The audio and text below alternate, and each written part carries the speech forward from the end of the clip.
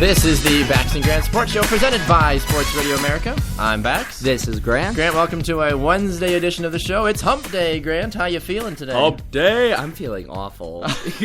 Wow, I appreciate the honesty, so that makes the show run a little easier, Grant. But you gotta be energetic for the people, Grant. Oh, I'm energetic. I'm just tired. Oh, I see. You were telling me stories about your lovely child keeping you up last night, but that's what happens when you have a baby, Grant. Yeah, it happens. It's my own fault, I guess. It is, unfortunately. Well, I mean, yes and no. You can take that for what it's worth. Children are miracles, aren't they, Grant? They are. Oh, yes, They're wonderful. indeed. They are beautiful.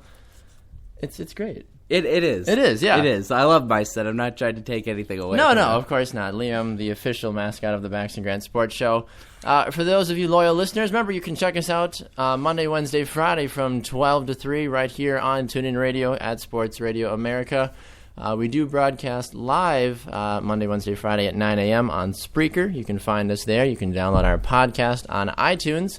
And Grant, where can the good people of the world contact us if they so choose? Facebook at the Bax and Grant Sports Show, Twitter at BG Sports Show, and we now have an email that you can contact us at. It's bgsportshow@gmail.com.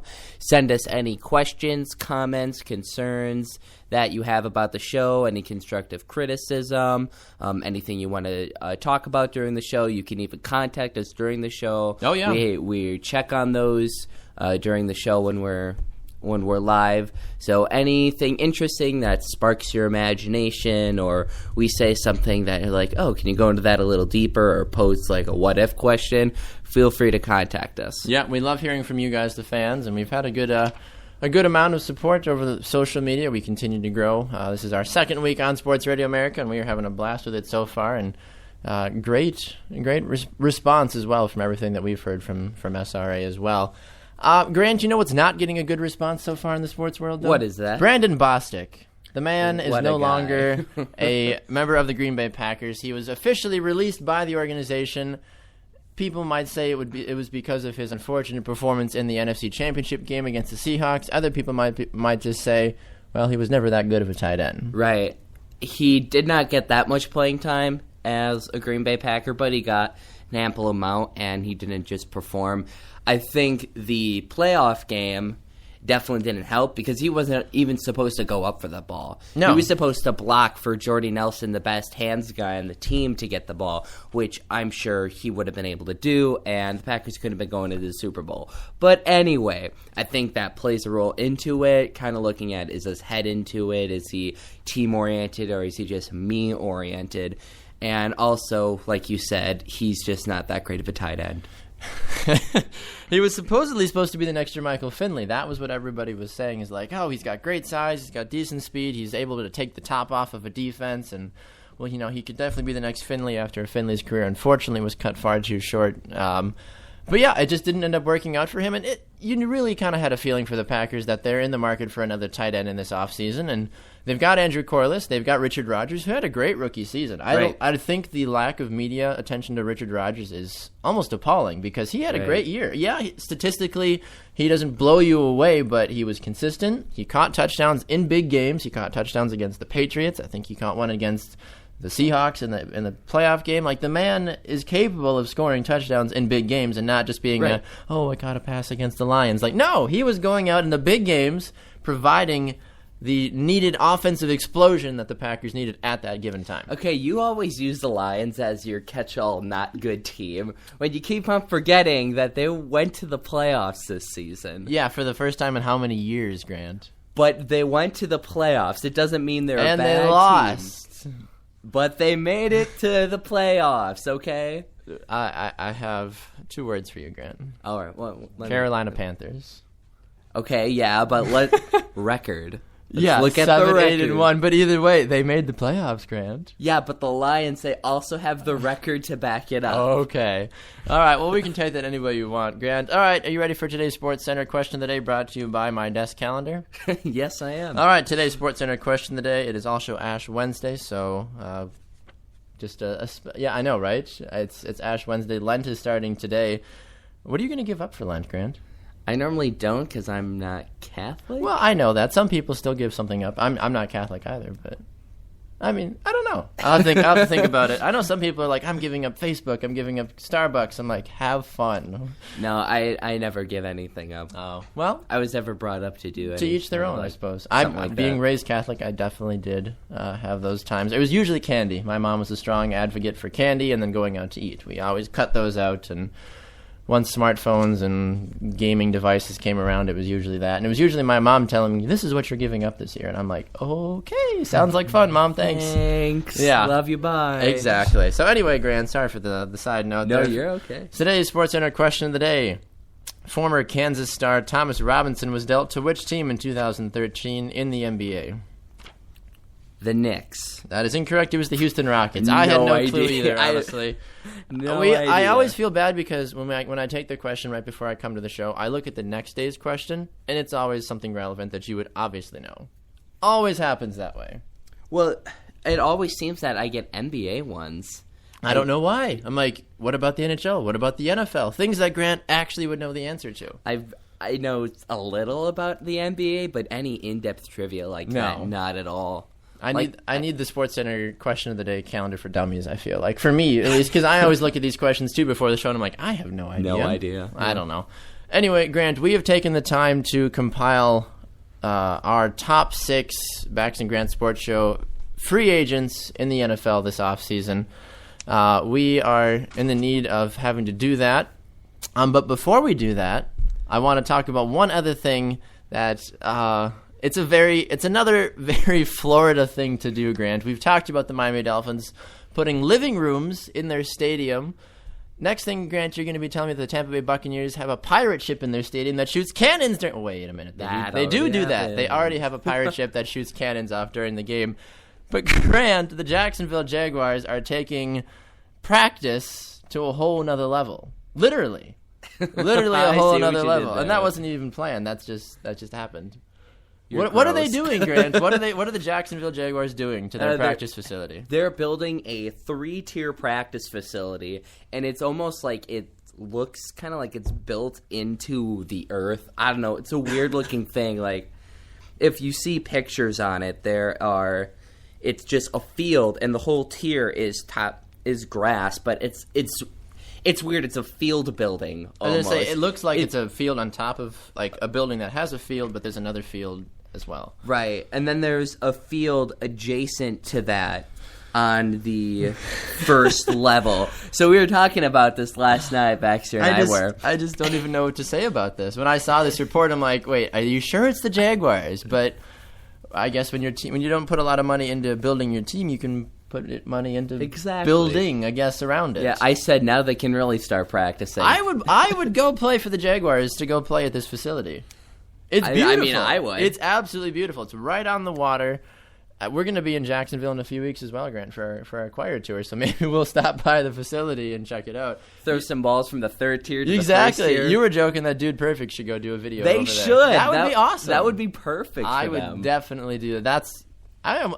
There's got to be some sort of a guard there, though, because that's a bit of a drop. Right. Yeah. So I really hope there's like a fence or some nets or something. Probably not. It's just wide a straight open. Drop off Good the luck. side. Have fun. Well, we'll see. Hopefully not. I mean, well, who knows? Maybe then if some people fall, we would have a chance to go play for the Jaguars, Grant. I mean, I think we still have a shot right now. I mean, that's very true, but, at the same time. Anyway, we don't want to... That leads us perfectly, though, into the top 6 free agents, according to the Bax and Grant Sports Show, going into the 2015 NFL season, Grant. So, starting at number 6, we have... Randall Cobb. Why do you say Randall Cobb, Grant? I say Randall Cobb because he is not the top wide receiver that is on the market right now, even though I still think the Packers are going to pick him up.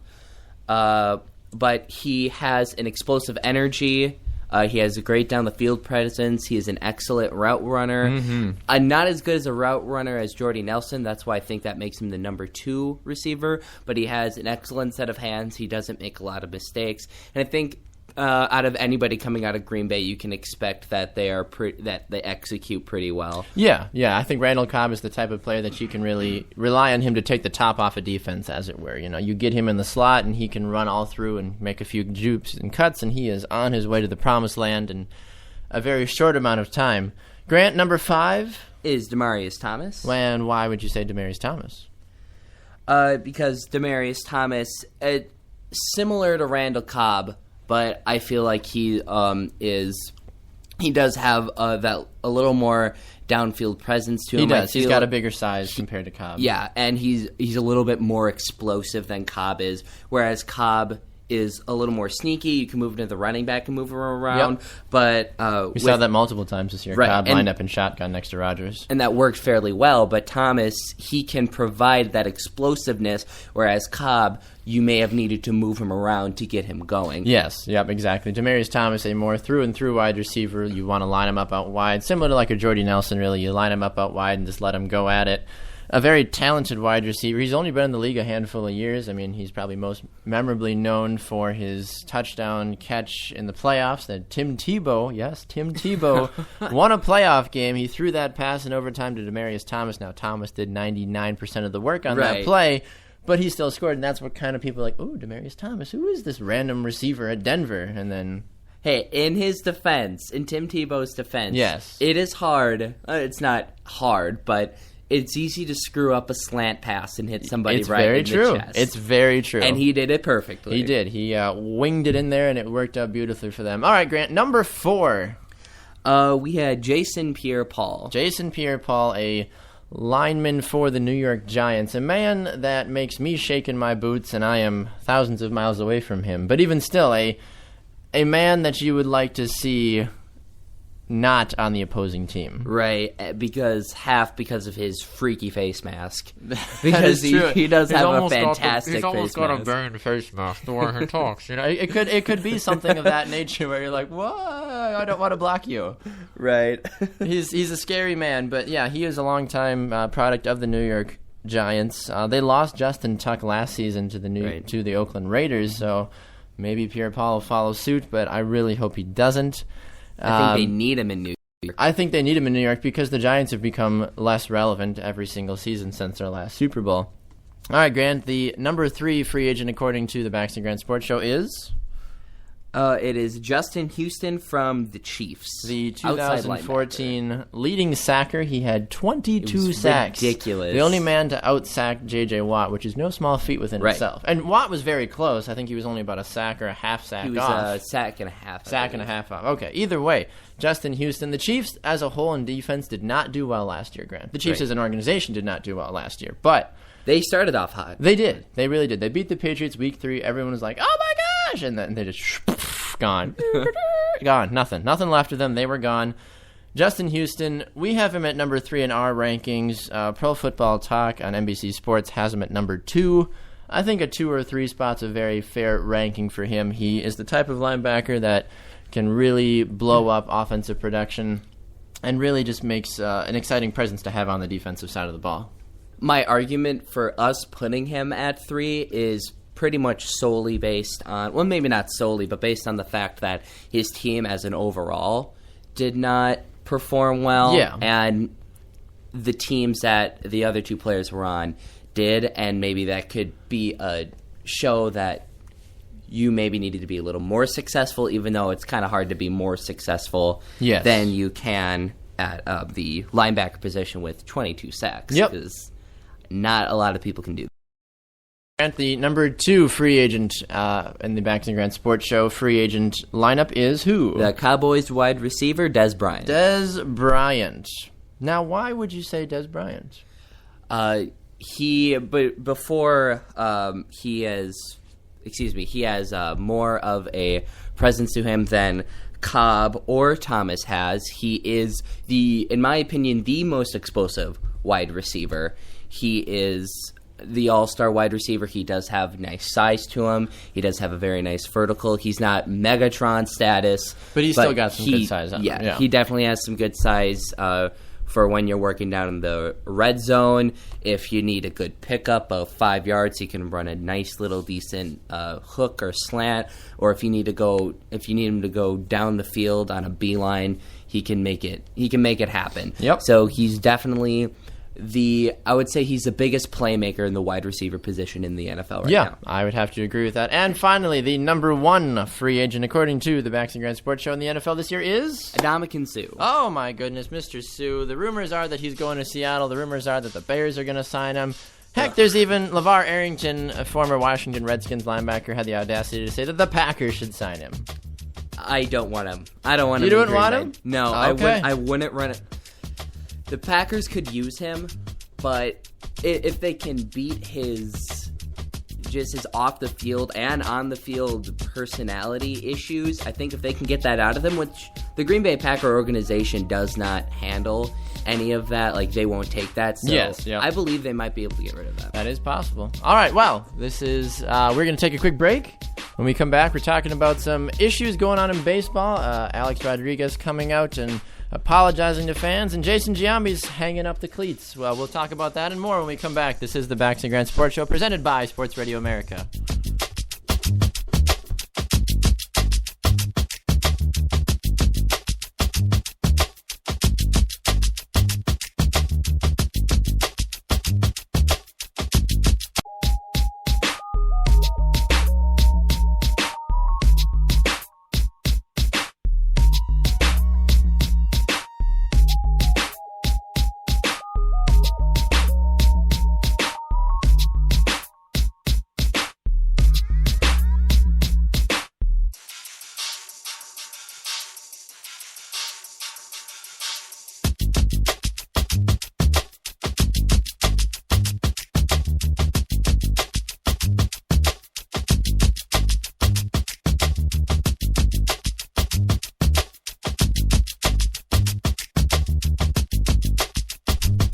Welcome back to the Bax and Grant Sports Show, presented by Sports Radio America. I'm Bax. And this is Grant. We, in our last segment, talked a little bit about the top 6 free agents in the NFL going into the 2015 season. Please let us know your thoughts. We're curious to know what you think about our top 6.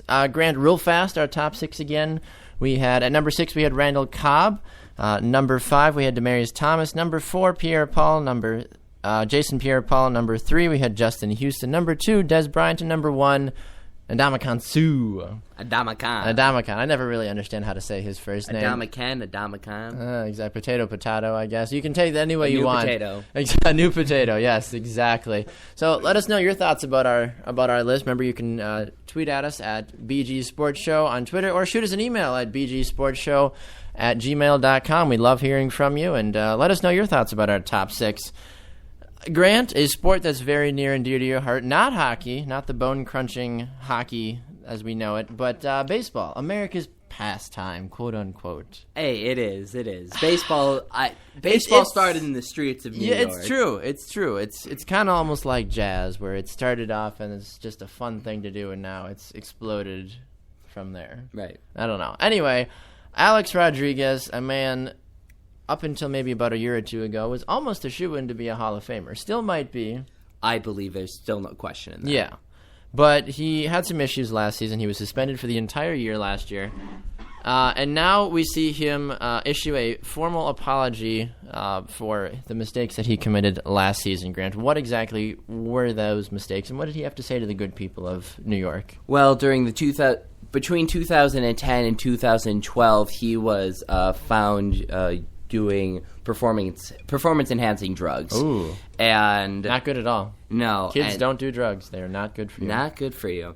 He was suspended for all of the 2014 season, which was 211 games. He is going to come back this year, but there was high questions if the Yankees were going to take him back at all. And throughout the past 2 weeks, he's been talking to the Yankees organization, and the Yankees seem that they do want him back. Yes.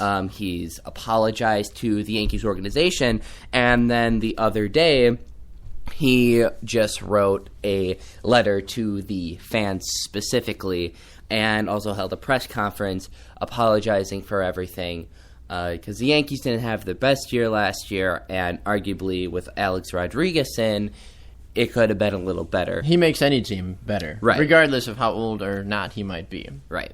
So he was apologizing for his mistakes. Another interesting thing to bring up is the man that was supplying his drugs, or the PEDs. Yes. Was Cobb, but or how is it's pronounced weird. I think it's almost like Cobb, or it's similar. But anyway, he was sent to prison, or Bosch, excuse me, Bosch, not yes. Cobb. Yep. Bosch, he was sent to federal prison for 4 years. Yep. For impersonating a doctor. Oh my! What, only 4 years for that? 4 years, and Wow. giving illegal drugs. I feel like that you go to jail for a lot longer than that. Right. Huh. Interesting. Well, yeah, Rodriguez did come out. One of the big quotes that he said in a handwritten statement. This wasn't something he typed up or had his page boy do, or like we have Laura, our intern Laura. It's not something like that. He actually wrote out this letter in his own handwriting, and he said, "I accept the fact that many of you will not believe my apology or anything that I say at this point. I understand why, and that's on me. It was gracious of the Yankees to offer me the use of Yankee Stadium for this apology, but I decided the next time I am in Yankee Stadium, I should be in pinstripes doing my job." And that's actually kind of sad, just to kind of hear that he says, "I know nobody will believe me." And people will just coin off saying he has to say that. Because in a way he does. But if he actually truly believes this, which I think if you say that you don't expect anybody to listen to you, but you actually mean it, I feel like he does mean it. I think so, So to hear that, that's kind of sad. But it's good that he's trying to make up for his mistakes. And I mean, we're all people. We all sin. We all make mistakes. Everybody's human. Right. So even you and I, Grant. Yeah, we even make mistakes. Sorry, sometimes. spoiler alert for the rest of the world out there. Sorry. Yeah, it's good to see that he's trying to make up for his past mistakes. And when in the sport of baseball, which it's really hard to get caught up in this sort of thing, because we'll talk about it in a little bit with Jason Giambi, that a lot of these big players are pressured to do drugs. And I forgot who said it, but I heard it in a documentary one time that I was watching on the history of baseball. And there is somebody that says everybody used drugs at some point or another. Yes, everybody uses drugs in their career, because if you don't, you're not heard of. Yeah, so that's sad. Yeah, it's a sad reality of the sport. So to see somebody get caught with it, it's like, yeah, they shouldn't be doing that, but everybody else is, and if he wants to stay big and have a job, they almost have to. Yes. Yep, I agree. Well, you led us into Jason Giambi, Alex Rodriguez, a man that we still think will go to the Hall of Fame. He has a prolific career. He's done many wonderful things for the Texas Rangers. He also has done great things for the New York Yankees as well. But Jason Giambi, a man that retired after 20 seasons in Major League Baseball, and people don't realize just how many games you can play in 20 years in Major League Baseball, because they average over 100 games a year. So it's 211. 211. I thought it was 100 something. What I'm thinking? No, maybe it was. No, I think it's about 160 around something there. of that nature. Excuse me, it's like 160 something. Yeah, exactly. So Jason Giambi, he was a 5-time All-Star over his 20 years. He was known for having a huge power stick in terms of how he slugged the ball. He finished his career with a .277 batting average. He had 440 home runs and had over 1,441 RBIs. Grant, is he a Hall of Famer? Through the beginning parts of his career, I believe he was a Hall of Famer. He kind of declined a little bit, but because of what he did in the bulk of the beginning to the middle of his career, I would say he's not a first ballot, a Hall of Famer, but eventually he will get into the Hall of Fame. He just might. It might be 10 to 15 years away for him. It might be a while, because you have to wait the 5 years after you retire to be eligible, and then it's basically just sitting on a waiting list to guys who have been waiting for a little while to get into the Hall of Fame, or guys who just played extremely well get in a little sooner. So I believe after his eligibility it'll be about 10 years. Yeah, all right. Well, Giambi did offer the statement yesterday as well, saying that ever since I was 5 years old, all I ever wanted to do was be a Major League Baseball player. He said, "To the game of baseball, I started playing you when I was a kid, and I'm leaving you a man. Thank you." So a very true, nice. And he was always relatively respectable, I feel like, for everything he did. Yeah, there's always those issues with, potential drugs or anything else, like most, unfortunately. Right. But does that affect him going possibly into the Hall of Fame? Like you said, I think that will make him not a first balloter. I think it'll be a few years before we even think about it. Not just his performance. If you took away the drug use, take away the drugs, he's a good player. He's won championships. It's hard for me to justify putting him in the Hall of Fame, but I think because he was on the Yankees for as long as he was, and he did hit 440 home runs, which is good, but it's not over the top. I think he'll find a way in the Hall of Fame later on. Maybe it'll be an off year for the Hall of Fame balloting when he goes in. Right. Because like you said, he doesn't put up explosive numbers, but he was right. He's one of those players that he was on the cusp of being great to elite. Yes. I think he was on the higher end of great. He was nearly a high caliber player. He's one of those players that if he had one explosive season earlier in his career, we might have been talking about him a lot more. But he didn't have the big star power, but he still produced more than decent but less than fantastic numbers. Yep, it's true. And it's like I said, he will more than likely make it in the Hall of Fame. Later on, he won't be one of those. He won't be a part of a massive class where it's everyone like, oh, these were all prolific stars when they played. It'll be like there's these 2 or 3 headliners, and then Jason Giambi's getting in this year. Good for him, We'll give I him kind of like that we had this year. Kind of, yeah. We had an interesting gathering of gentlemen this year. They were all very good, but it wasn't like we have star. It was like here are 2 or 3 big names, and then we got a few other guys that sneak in as well. Right. So we'll see what happens with Giambi's future. Grant, are you ready for our favorite part of the show?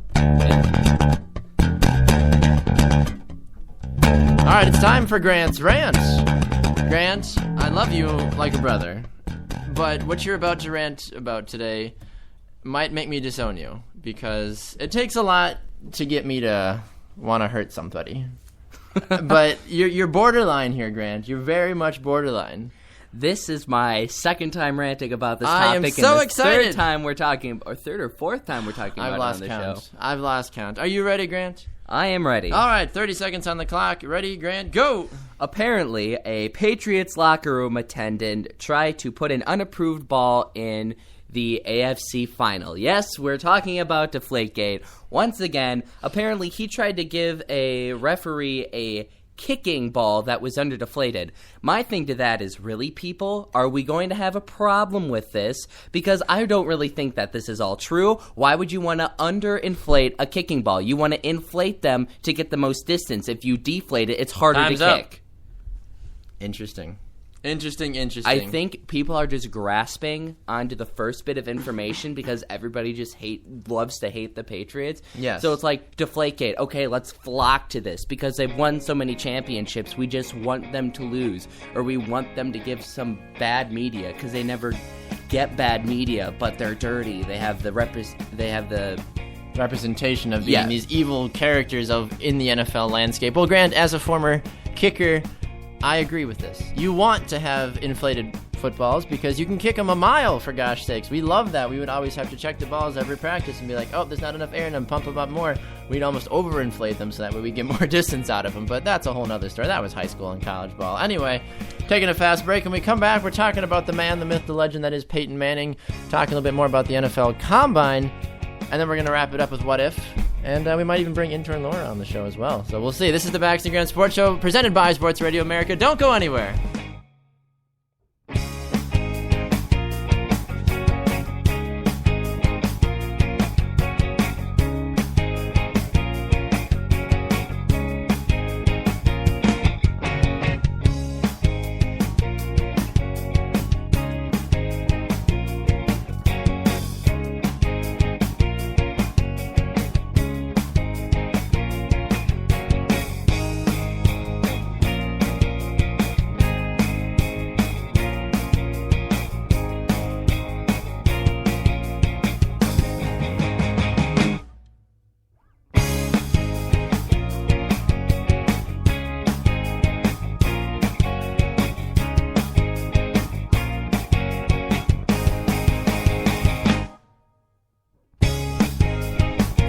Welcome back to the Baxter Grant Sports Show presented by Sports Radio America. I'm Bax. This is Grant. And we are talking about many wonderful things.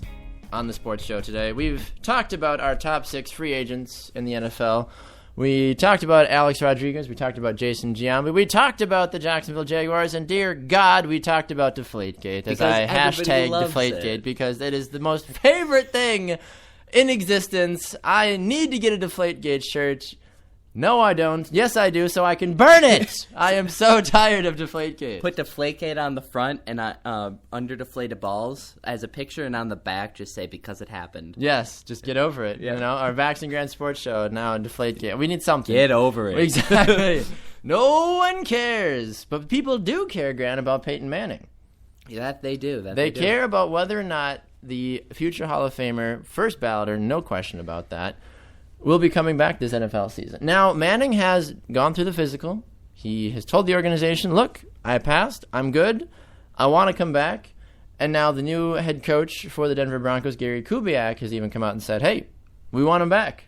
But there's still question to see if he's going to come back with the Broncos. I don't think there's a question that he's going to come back for the season.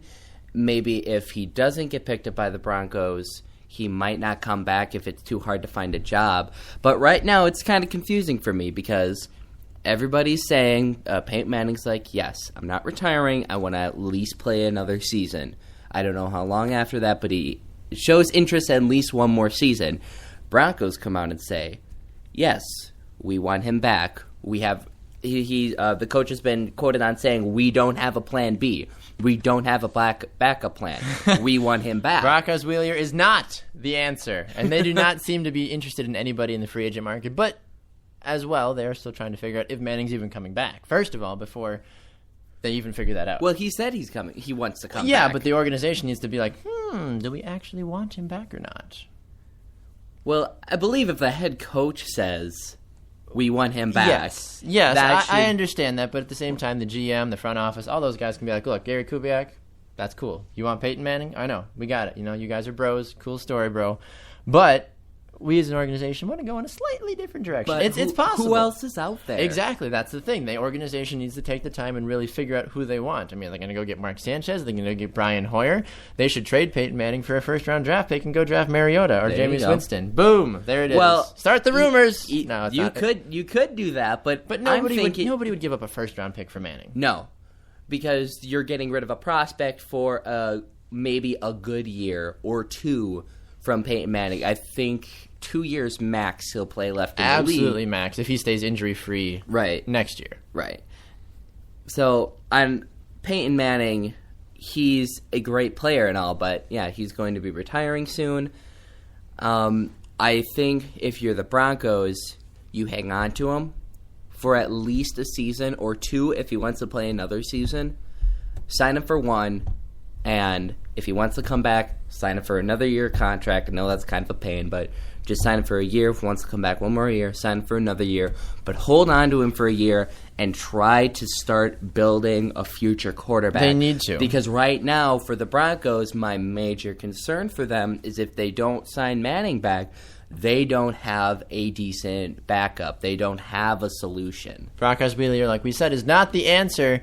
Yes, he's been learning behind Peyton Manning, but at the same time, I don't think Brock Osweiler is going to has the same amount of growth that a man like Aaron Rodgers had behind Brett Favre. Right. Totally different. Totally different. We don't know that for sure because we haven't seen Brock on the field performing. And sure, he might go 6-10 his first year as Broncos starter, and then he might be the next Aaron Rodgers. Doubtful. But stranger things have happened. Right. What were people saying about Aaron Rodgers while Brett Favre was the starting quarterback? They're like, oh, he'll sit on the bench for a few years. Right. Maybe he'll be good. Nobody really knew, and then all of a sudden Rodgers had one bad year, and then bam, just whoosh, crazy. He was all over the place. He didn't even have a bad year. He had a great year. The defense. The team just couldn't close games. Yes. And like we've said a couple times during that season, they lost the grand majority of their games by 3 points or less. Yes. Yeah, which is unfortunate. Now we talked about the Broncos. We talked about what they might be able to do with Peyton Manning. Now there are two quarterbacks in the NFL draft this year that everybody is going all schoolgirl for. Picture Justin Bieber 7 years ago. Everyone's like, ah! Like, that's basically what NFL GMs are doing right now over Jameis Winston and Marcus Mariota. I don't know why they're doing it over Winston, but Mariota's worth the hype. Anyway, both gentlemen have come out. You keep on saying that. I am Team Mariota. I am Team Marcus. All day, every day.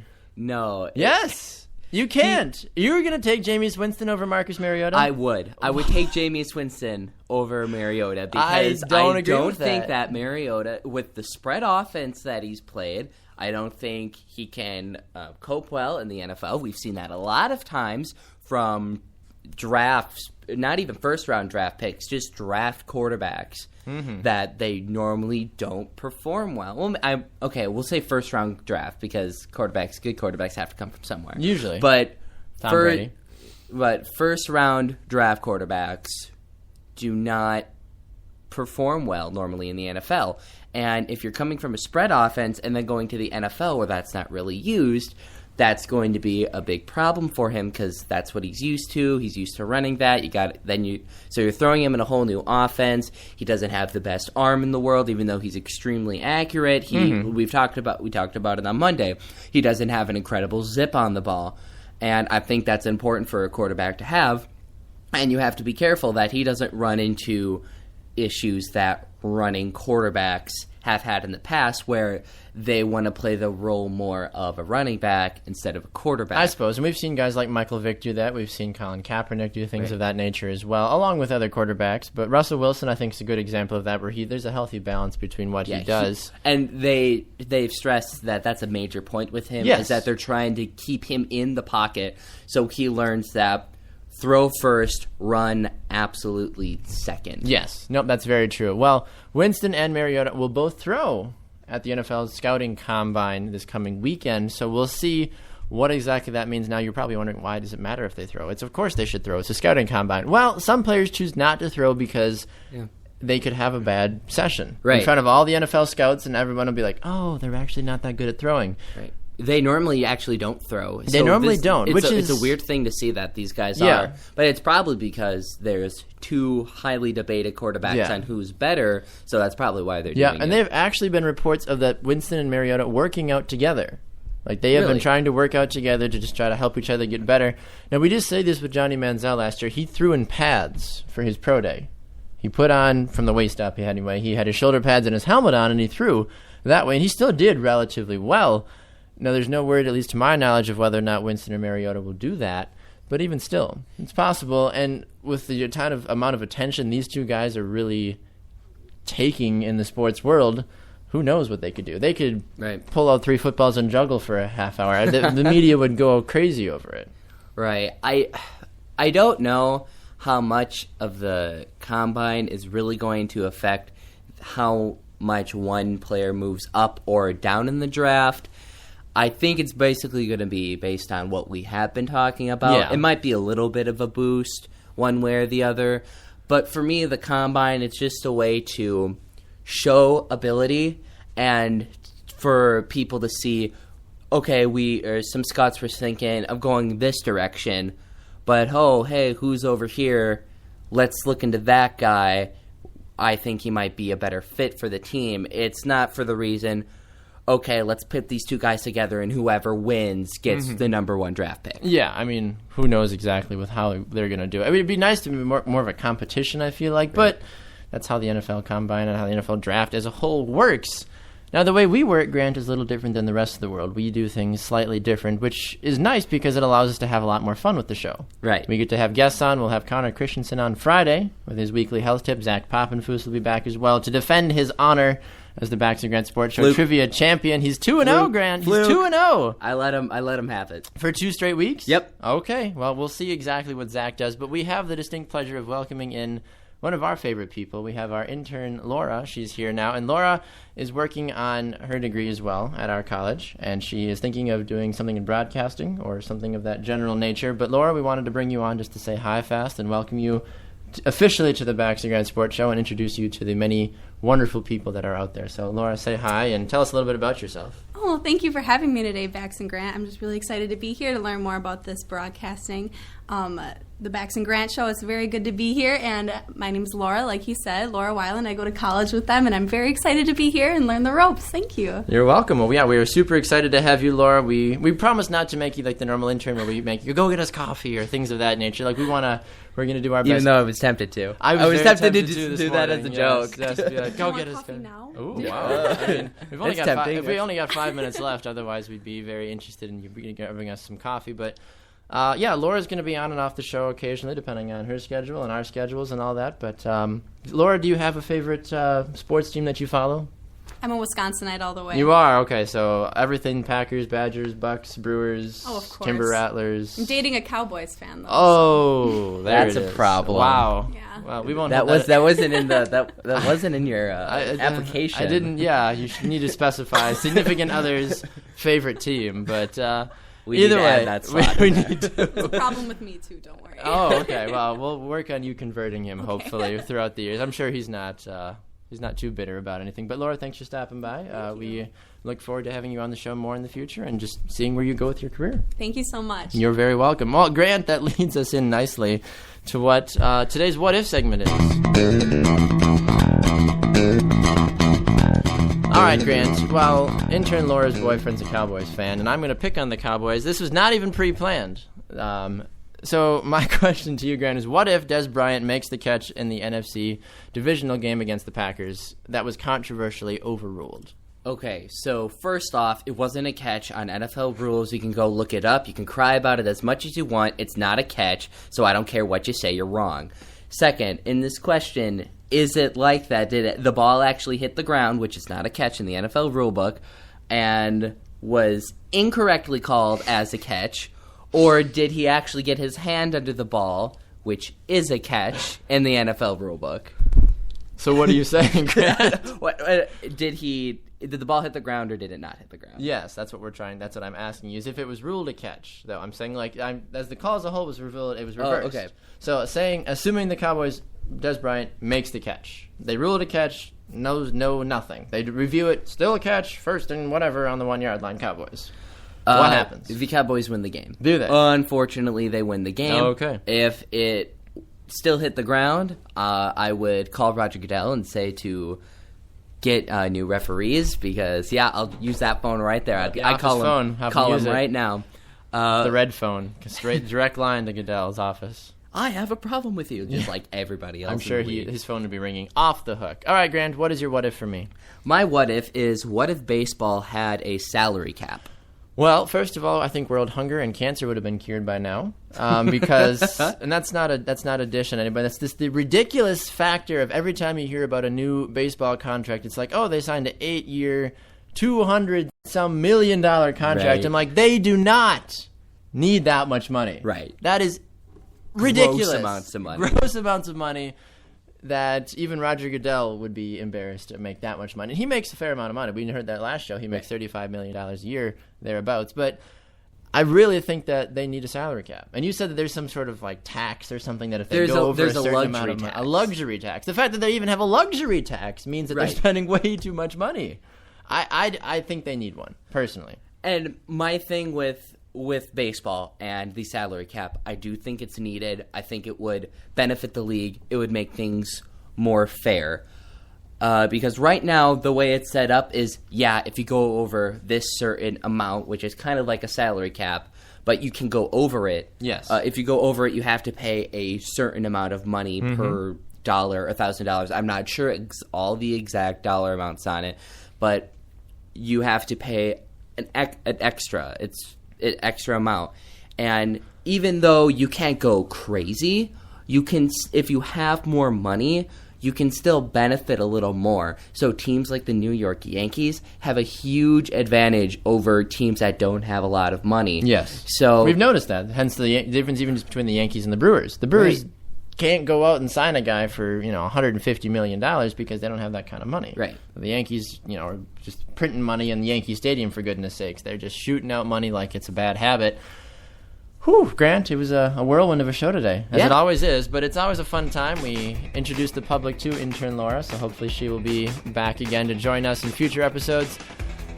We had all kinds of fun stuff, but we'd love to hear from you, our favorite listeners, to let us know your thoughts about anything we talked about today. Remember, check us out on Twitter, BG Sports Show, or email us at bgsportshow@gmail.com. Grant, closing thoughts. Yeah, just contact us. I know I say this every show. It's just nice to talk to everybody. It's really nice if you have any favorite teams that you say, hey, you don't touch on them enough. Yeah, let us know, please. Yeah, we're not discriminating against any team. We'd love to hear who we need to talk more about. Yeah, it's just whatever's in the news. But if you say that so-and-so is more pressing of an issue, then just let us know. Yep, sounds good. All right, this has been another edition of the Max and Grant Sports Show. We will see you all on Friday. Have a great rest of your day. Hump Day!